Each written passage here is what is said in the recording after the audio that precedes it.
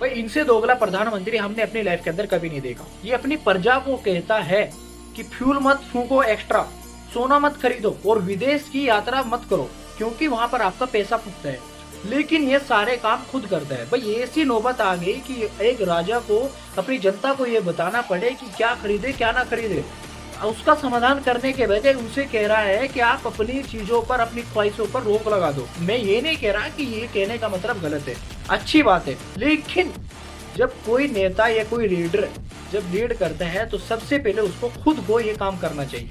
और ये crisis Israel और ईरान के वार से चल रहे हैं, लेकिन शक्तिमान साहब ने एक भी बार ये नहीं कहा कि हमारे देश के अंदर क्राइसिस है, महंगाई है, तेल की संकट है।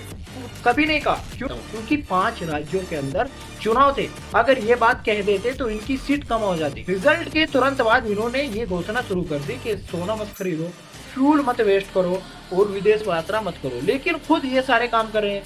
विदेशी यात्रा पर लोग रोक लगाई, लेकिन खुद शक्तिमान साहब 17 तारीख से लेके 22 तारीख तक विदेशी यात्रा करने वाले हैं, जिसमें 5 कंट्री शामिल है।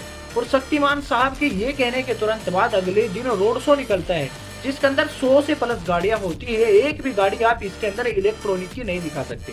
हमारा कहने का मतलब ये नहीं कि एक राजा को अपनी प्रजा को समझाना चाहिए, लेकिन समझाने के साथ साथ खुद भी उस पर अमल कर लेना चाहिए। ओके।